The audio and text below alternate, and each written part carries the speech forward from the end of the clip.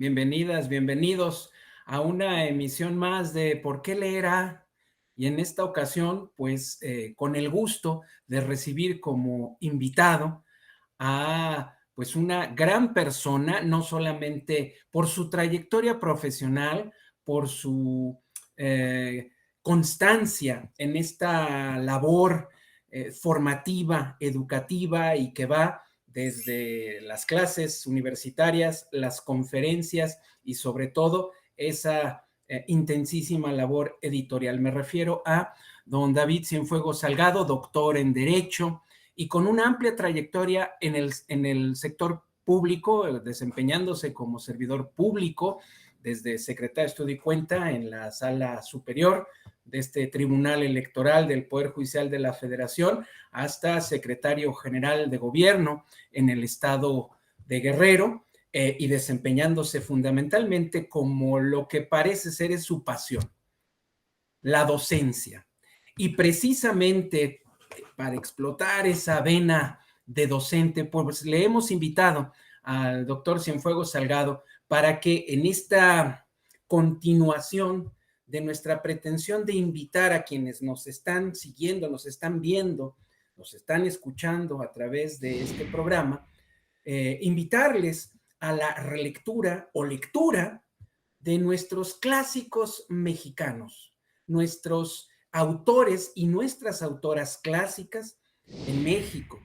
Ya tuvimos el gusto, el agrado, el placer de conocer o de reconocer lo que bien hicieron y por mucho don Mariano Otero, don Ignacio Luis Vallarta, en fin, algunos de nuestros grandes próceres, no solo jurídicos, sino también políticos en el sentido de la escritura de sus experiencias. Y en esta ocasión, don David Cienfuegos Salgado, pues nos hará el honor de conversar con nosotros en torno a una figura también por demás relevante, integrante de ese famoso grupo de los 7 sabios, ministro, integrante de nuestra Suprema Corte de Justicia de la Nación, pero también un apasionado profesor universitario y además un militar reconocido, al margen de pues una vida bastante productiva, provechosa en otras áreas del servicio público. Pero pues qué mejor que don David Cienfuegos Salgado para iniciar esta conversación en torno a, y digamos que con esto detono yo el inicio de, o trato de detonar el inicio de la conversación, querido David, ¿por qué leer a, y sobre todo, qué leer de don Teófilo Olea y Leiva? Muchas gracias. Primero que nada, mi agradecimiento a los organizadores. Yo recibí la invitación a través de mi querido amigo Luis Octavio Vado Grajales y pues después la reiterada invitación ahora por alguien a quien quiero muchísimo, que eres tú, Carlos Baez Silva. Y debo decirte que leer a Teófilo Olea y Leiva o leer a cualquier personaje de estos que están en esta serie o en este programa de alguna manera presentando al público, resulta relevante para conocer parte de nuestra historia, parte de la evolución jurídica que ha tenido nuestro país, pero especialmente, y yo me quedaría en esta parte que es sumamente relevante, para conocer los clarososcuros de los criterios de interpretación que ha tenido el derecho en nuestro país. Me parece que el eje central de leer a cualquier autor es ver qué es lo que piensa del derecho en un contexto como el mexicano.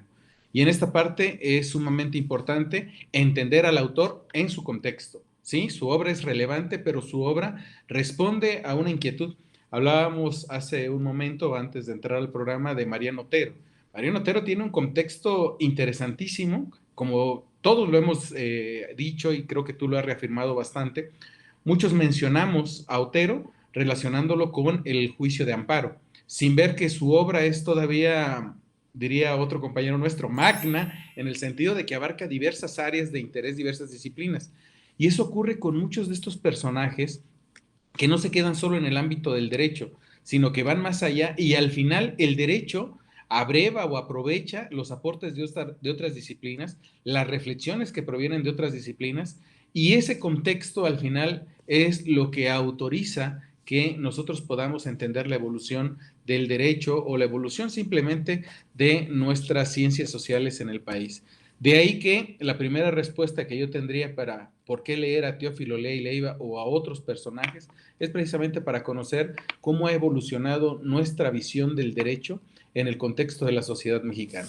Pero hay otra parte, también hay que leerlo, porque me parece que si hay de alguna manera lo que podríamos llamar momentos fundacionales en el ámbito del derecho o en el ámbito, vamos a llamarle, de la jurisprudencia, muchas ocasiones está relacionada con estos personajes. Hablaban antes de que ya se ha hablado aquí de Vallarta, y de Vallarta pues también hay muchísimo que decir. Todavía sigue siendo una beta que se puede explorar en el ámbito del derecho, a pesar de que su contexto pareciera que no tiene nada que ver con el contexto actual, y sin embargo nos sigue proveyendo de información que sirve para generar criterios, para sostener, ¿sí?, interpretaciones que hoy siguen de alguna manera presentes en el ámbito público mexicano. De ahí que si vemos esta segunda vertiente, pues yo me quedaría también con la idea de que estos personajes son de alguna manera, sí, actores de momentos fundacionales de la jurisprudencia de nuestro país. Y yo me iría también por una tercera parte, porque la tercera parte tiene que ver con una expresión que alguna vez el magistrado, entonces magistrado o alguna vez magistrado de la Sala Superior, Manuel González Oropesa, hacía con referencia a Vallarta y decía algo así como que muchos de los juristas mexicanos fueron verdaderos estadistas. Es decir, casi siempre nos quedamos con la idea de que los personajes que ligamos a la judicatura mexicana, pues voy a poner el caso de don Teófilo Lea y Leiva, o de otros que fueron ministros en su momento, solamente estuvieron en el Poder Judicial, y no, fueron en estadistas en el sentido de que Vallarta también fue gobernador, fue ministro, es decir, formó parte de un gabinete presidencial, y en ese sentido, sus aportes, sus reflexiones, al final del día, pudieron derivar, uno, de la labor jurídica, o dos, llevarse a la labor jurídica que posteriormente desempeñó. Y me parece que Teófilo Lea y Leiva tiene esa característica también. Entonces, esas serían para mí tres razones que nos obligarían a leer a estos personajes con una visión distinta. De Teófilo Lea y Leiva, Y perdón. precisamente en ese sentido, David, eh, ¿quién fue? ¿Quién fue don Teófilo Lea y Leiva y qué experiencia es la que lleva a la Suprema Corte? Bueno, Teófilo Lea y Leiva, como estudiante, forma parte de aquel grupo seminal, ¿verdad?, de tantos, bueno, no intereses, le voy a llamar mejor ideologías, que es precisamente el de los 7 sabios.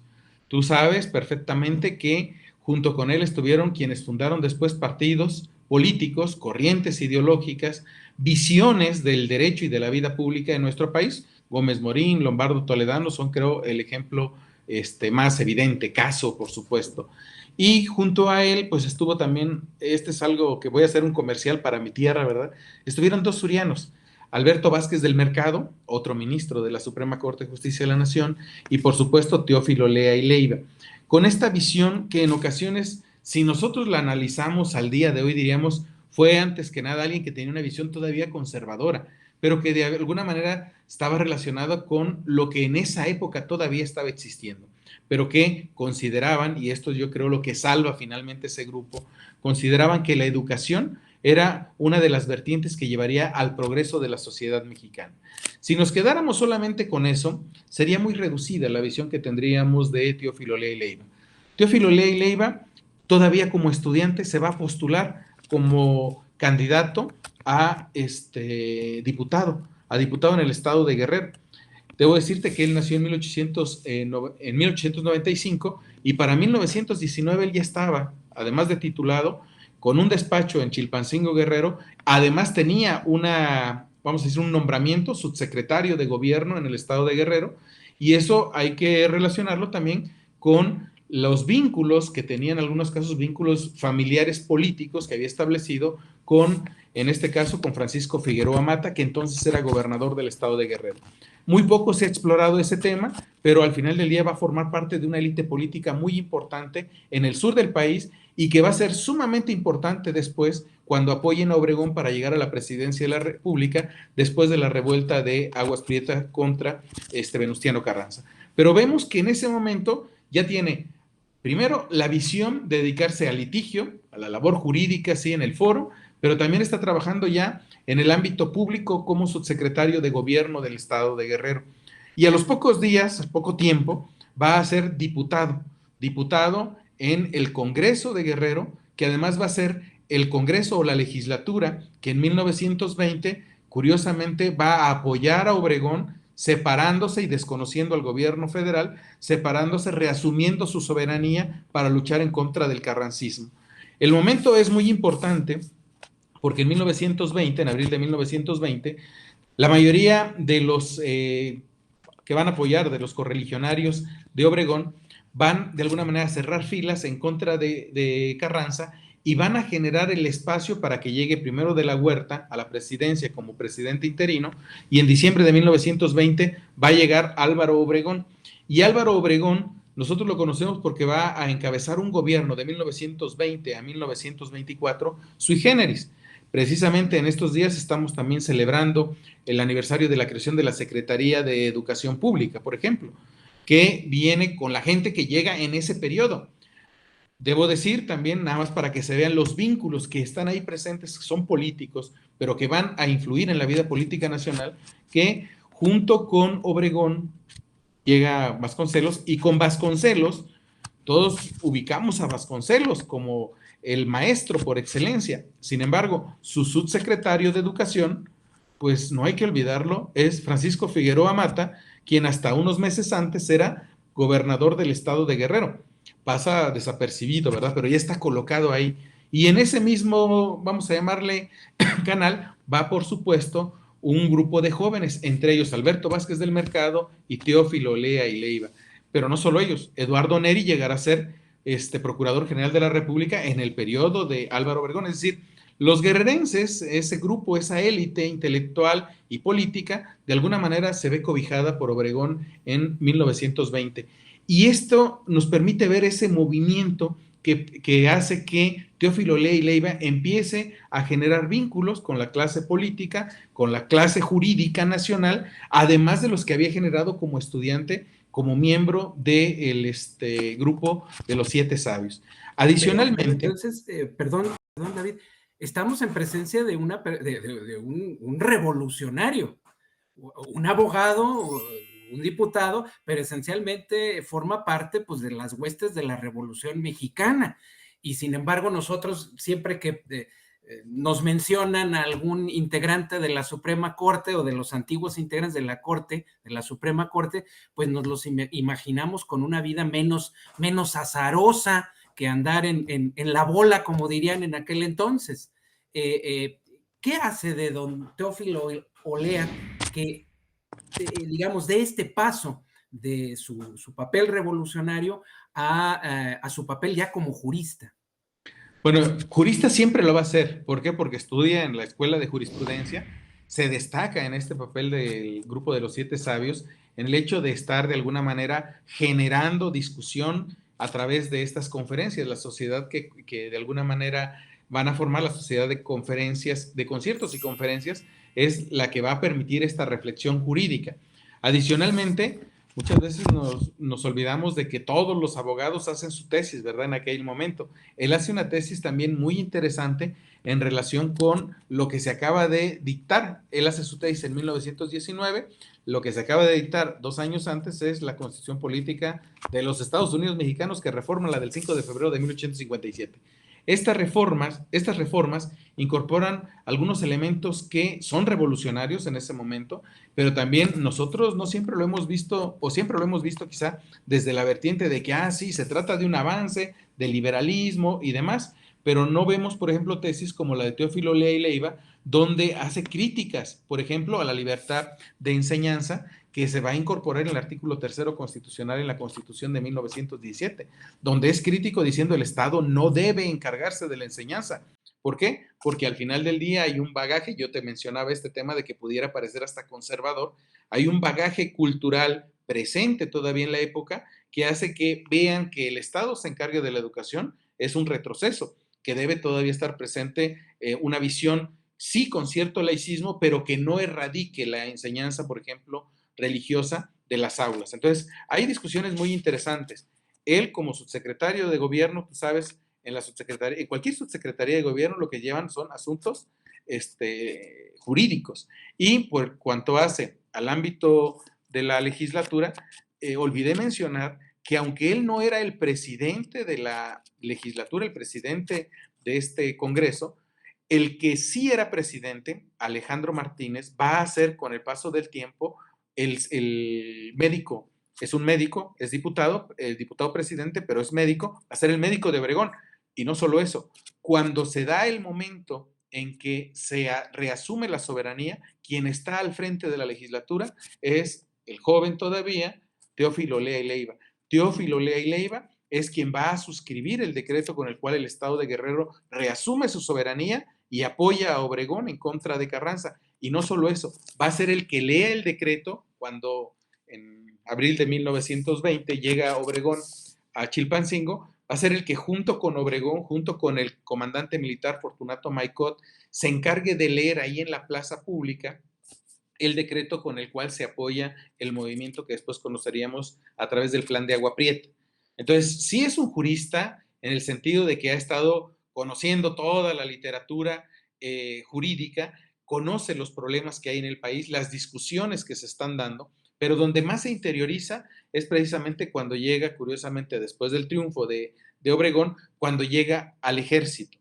No se trata de un revolucionario en el sentido que conocemos, de que está en la lucha, ¿verdad? Que toma el fusil y acompaña a los demás, pero está junto con el grupo que va dándole soporte jurídico, soporte político a Álvaro Obregón en el camino a la presidencia de la República. Y posteriormente se va a ver beneficiado también por esa llegada de Obregón, aunque no como otros, y no va a tomar un partido político, una bandera política, porque la parte triste de la historia es que en 1923, cuando viene la sucesión y todos se van con De la Huerta creyendo que De la Huerta va a ser el bueno, pues Obregón decide que no, decide que va a ser Plutarco Elías Calles. Y el periodo de la rebelión de la huertista es un periodo oscuro, triste para los guerrerenses, porque la mayoría de los guerrerenses le apuesta a Adolfo de la Huerta, y Obregón, al decantarse por Plutarco Elías Calles, pues hace que la mayoría de ellos entren en una especie de declive, que no van a tener ya después presencia en el plano nacional. Son literalmente erradicados de la escena nacional precisamente por haber apoyado a Adolfo de la Huerta.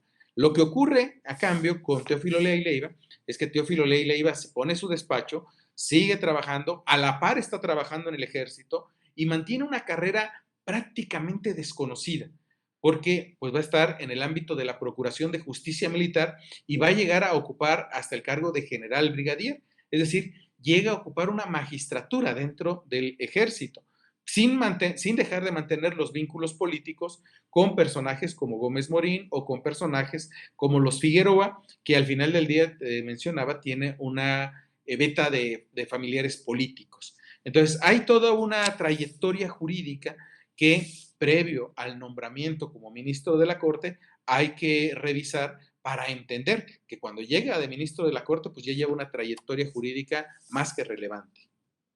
Y en ese sentido, ¿cómo vemos en su obra el impacto de su experiencia en estos ámbitos, en estos, sí, en estos contextos revolucionarios, militares, su función como subsecretario de gobierno, su labor como diputado? ¿Cómo impacta esto en su obra? ¿Qué obras podrías mencionar de don Teófilo? Yo creo que hay una obra que de alguna manera todos deben en algún momento revisar, conocer, que es la socialización en el derecho.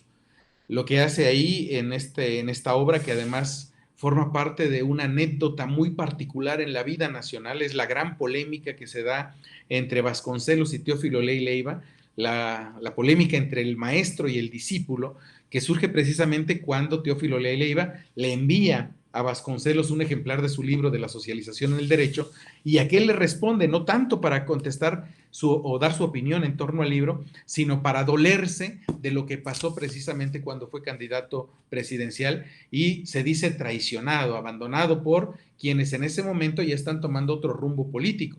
Y esta discusión, esta serie de cartas que se cruza entre Vasconcelos y Teófilo Leiva, pues es una discusión muy interesante que hace ver también el contexto que tiene en ese momento el país, ¿no? Que está dividido, están polarizadas las opiniones. Quizá nosotros pensemos que eso de la polarización es cosa nueva, ¿no? En el país, en México, siempre hemos visto polarizaciones derivadas de ¿qué? Derivados de los procesos político-electorales. En su momento, en algún momento, cuando estuve ahí en el tribunal, llegamos a afirmar que prácticamente todo tiene que ver en México con lo electoral. En México todo lo podemos desprender o relacionar con el ámbito electoral. Y la historia del siglo XX, la historia del siglo XIX, es una historia también que se puede vincular fácilmente con la materia electoral. En el caso particular, cuando publica su libro, que es un ensayo, él dice un ensayo de una teoría general de las funciones, nos encontramos con una obra en la cual está tratando de hacer una nueva valoración del derecho. Ahí no es el ámbito judicial, es apenas el ámbito académico, un ámbito donde se va a mover a lo largo de su vida profesional, va a realizar diversos ensayos, va a publicar varias obras y al final del día lo que nosotros podemos advertir es que trata de generar una visión con una visión social del derecho que rompe, por supuesto, con el esquema que hasta ese momento está presente en el derecho mexicano. Y lo que vamos a ver, por ejemplo, en otros estudios, hay una obra también muy interesante, él es un ensayo sobre la guerra. Es un ensayo en el cual, de alguna manera, nosotros nos encontramos con una perspectiva diferente. ¿Por qué? Porque él está hablando sobre los crímenes de guerra, pero lo hace como una visión, un preámbulo para lo que él va a denominar un ensayo para una teoría sobre la guerra y la paz. Hay que recordar también el contexto del siglo XX, el contexto de estos hombres que van entre 1915, que es el surgimiento de los Siete Sabios, o de la Sociedad de Conciertos y Conferencias, hasta los años 50. Y nosotros lo que vemos es que en todo ese periodo, en su vida profesional entre 1919 y 1956, cuando acaece su muerte, nosotros encontramos que lo que predomina en el escenario internacional son las guerras. Y México, se nos olvida, fue también un actor fundamental, especialmente en la Segunda Guerra Mundial. Las sazonadas hasta los años 30 estuvieron presentes en nuestra historia política. Y después la Segunda Guerra Mundial, y posteriormente, en los 10 años siguientes que siguen antes de su muerte, pues encontramos la guerra de Corea u otros conflictos que al final del día le hacen tener una perspectiva internacional que trata de plasmar también en sus reflexiones en torno al derecho. Hay que revisar sus ensayos. Aquí llama mucho la atención que, por ejemplo, no hay una recopilación de los ensayos con la obra de personajes como Teófilo Leiva o como el mismo Alberto Vázquez del Mercado, por hablar de estos dos personajes surianos que curiosamente, ¿sí? Pues fueron ministros de la Corte, tuvieron una obra que fue bastante crítica. Alberto Vázquez del Mercado fue sumamente crítico, especialmente en contra del gobierno, en lo que podríamos llamar ahora el partido hegemónico, contra del PRI, de los gobiernos del PRI, especialmente en los años, finales de los años 60, 70, hasta su muerte en 80. Entonces, tenemos que revisar esa parte de la obra para entender la búsqueda de una nueva visión dentro del derecho mexicano. Evidentemente, si nosotros revisamos también algunos de los criterios que sustentaron en el ámbito jurisdiccional, a lo mejor no encontramos algo sumamente revolucionario. ¿Por qué? Porque muchos de estos criterios nosotros los conocemos y son criterios que asumen la visión tradicional del derecho. Yo pondría, por ejemplo, dos temas que él tocó, lo relativo al artículo 97, que no es una novedad. Manuel González Oropesa ha trabajado mucho el tema del artículo 97, las facultades de investigación, que formaron parte de las preocupaciones y por tanto también de lo que escribió en su momento Teófilo Leiva. Y por el otro lado, lo que se refiere a los delitos. Los delitos contra el honor y la pena de muerte fueron también parte de las reflexiones que en su momento Teófilo Leiva sí desarrolló a través de diversos escritos, pero lo más importante, quedaron plasmados en sentencias de la Suprema Corte de Justicia de la Nación. Y aquí hay que también mencionar algunas de las ideas que podríamos considerar como revolucionarias, en el sentido de que rompían sí con la visión que se tenía en ese momento por parte de la academia o por parte de los políticos. Un tema que está también ahí latente es, por ejemplo, cómo veía Teófilo Lea y Leiva en ese momento el tema de la incorporación de los indígenas a la sociedad. Son temas que hoy, insisto, a lo mejor alguien los vería y diría, hasta me suena conservador, pero que en ese momento estaban tratando de buscar romper con un molde que había sido ya de alguna manera configurado o establecido socialmente y que en el derecho del México de los años 40, 50, cuando a él le corresponde estar en la Suprema Corte de Justicia de la Nación, pues eran todavía innovadores. Entonces yo creo que leerlo nos permitiría ver esas visiones que mencionaba, justifican, ¿sí?, ver al autor siempre en su contexto.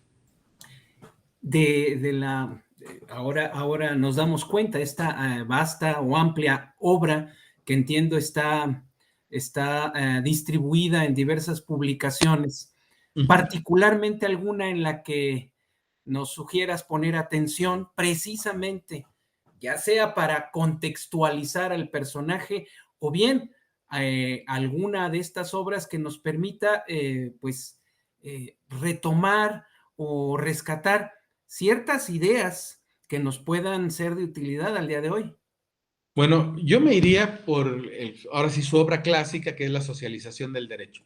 Sin embargo, creo que un reto que podría ser por ahí, que hay que acometer algún día, es recuperar todos esos ensayos.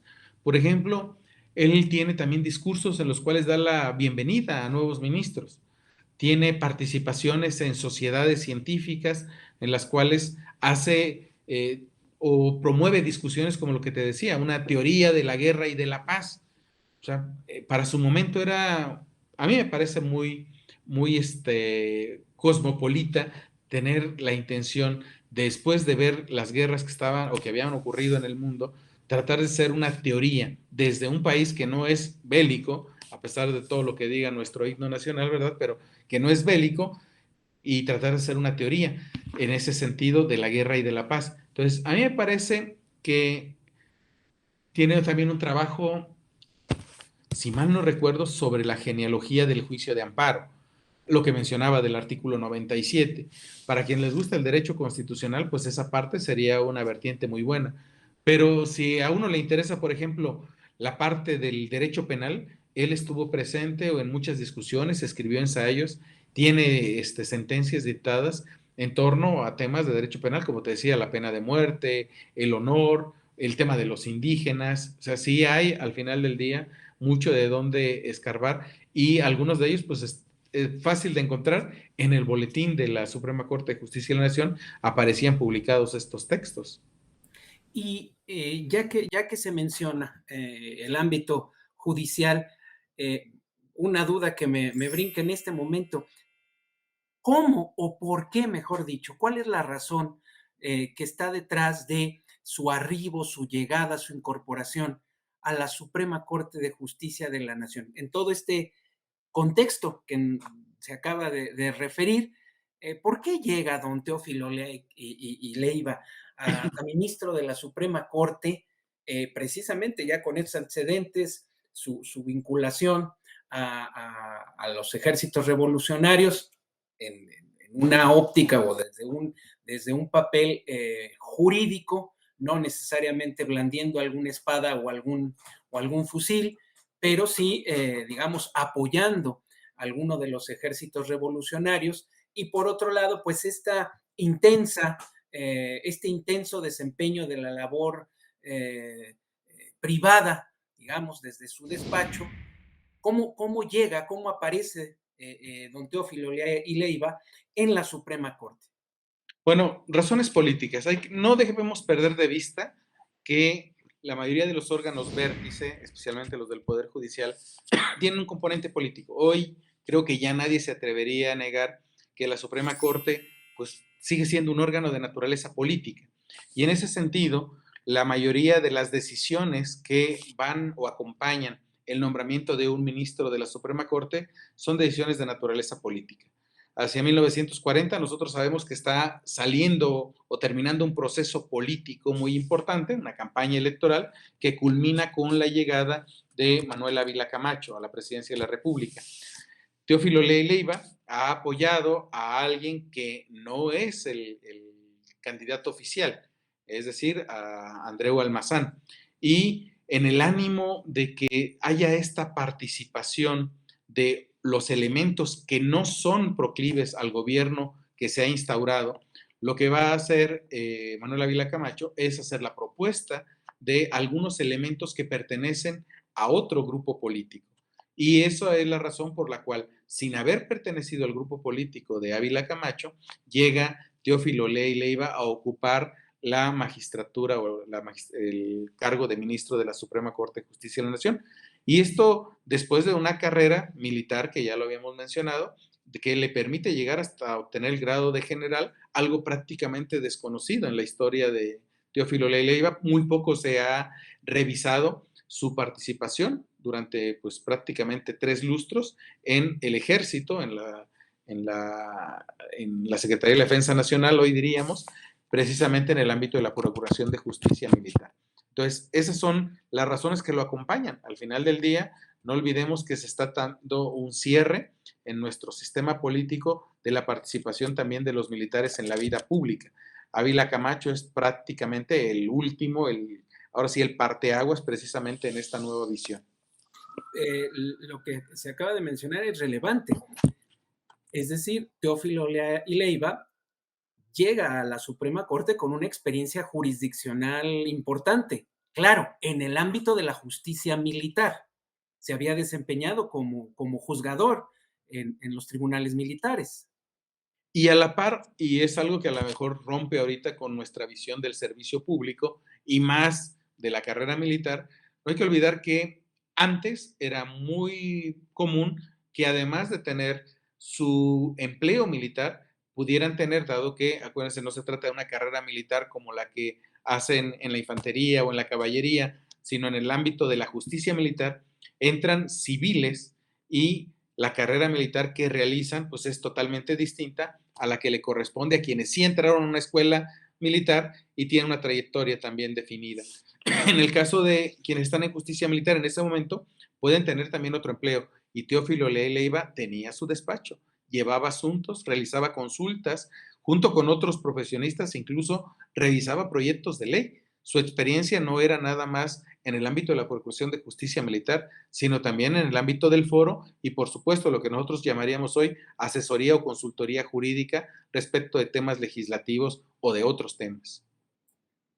Pues sin duda nos descubres o nos redescubres uno de estos importantes personajes a los que es indispensable regresar o encontrar, precisamente, no solamente en la lectura de su biografía, sino sobre todo, y como se acaba de mencionar, pues en la lectura o relectura de sus discursos, sus sentencias, los criterios. Todavía podemos encontrar ahí en el JUS algunos criterios emitidos precisamente o propuestos por don Teófilo Leiva, y sobre todo estos libros a los que se ha hecho mención precisamente para darnos un pequeño acercamiento a también, como se ha mencionado, esta otra visión dentro de la revolución, pero digamos que no necesariamente era la visión hegemónica de la revolución y que nos ofrece la oportunidad de reflexionar sobre algunos de los temas capitales todavía en nuestros días, a partir de esta otra percepción u opinión que de los grandes problemas nacionales se tenía en todo ese conjunto de personas que pues ya más cómodamente denominamos como la gran familia revolucionaria. Sin embargo, no todos, no todas comulgaban con las mismas ideas o tenían las mismas propuestas o las defendían con la misma intensidad. Y sin duda, Olea y Leiva es un claro ejemplo de esta diversidad dentro del pensamiento revolucionario y sobre todo la acción revolucionaria, pues ya puesta puesta al día en precisamente las decisiones que le tocó tomar. Pues algo más que nos pueda invitar a descubrir o redescubrir a don Teófilo Oley Leiva, estimado Bueno, yo David. creo que el gran reto que tenemos es primero recopilar y poner a disposición de los lectores, los interesados, estos trabajos. Pero déjame cerrar con una reflexión que no, que no he visto escrita ni nada por el estilo, pero que destaco a partir de algunas notas periodísticas que se publicaron posteriormente a su muerte. A Teófilo Oley Leiva se le honró por parte de la Suprema Corte de Justicia de la Nación en su momento. Hubo ahora sí, un periodo de luto y diferentes personajes hablaron en estas ceremonias durante 3 días. Sin embargo, también hubo la propuesta, y esto es lo que más llama la atención y que tiene que ver con esta visión de la polarización ideológica en nuestro país. Hubo la propuesta por parte de diputados, que hoy podríamos llamar de oposición, para que en aquel 1956, que él fallece el 5 de septiembre de 1956, fuera honrado en la Cámara de Diputados. Es decir, que en la Cámara de Diputados se hiciera una ceremonia precisamente de cuerpo presente para que la gente llegara y lo honrara en su momento final. Sin embargo, el partido en ese momento dominante, el Partido Revolucionario Institucional, dijo que no. Los diputados se opusieron a eso y al final solo hubo en ese reconocimiento por parte de la Suprema Corte de Justicia de la Nación. Esto tiene que ver con esas posiciones que al interior de las instituciones se podían advertir, a pesar, y esto creo que es lo más importante, la diversidad, la pluralidad estaba presente, a pesar de que siempre hemos hablado de que solo había un partido hegemónico, que solo había una forma de ver toda la situación. Creo que eso para mí es un indicador de que las posiciones que existieron por parte de estos personajes, en su momento juristas, en su momento ministros, en su momento artífices del derecho mexicano, sí, vale la pena verla también a partir de este sesgo ideológico que nos da muchas rutas para revisar la historia de nuestro país. Eso sería para mí también lo más importante de empezar a leer a personajes como Teófilo Oley Leiva o muchos otros de los cuales ustedes están difundiendo su obra y su trayectoria. Muchísimas gracias, doctor David Cienfuegos Salgado. Como siempre, un placer escucharte y sobre todo hablar con esta pasión que siempre te caracteriza de este personaje, invitándonos, insisto, a descubrirlo o a redescubrirlo. Muchísimas gracias. Al contrario, muchas gracias a ustedes y encantado de estar en esta ocasión hablando de Teófilo Oley Leiva. Pues hasta pronto. Muchísimas gracias y nos reencontramos en otro capítulo más de ¿Por qué leerá? Hasta pronto.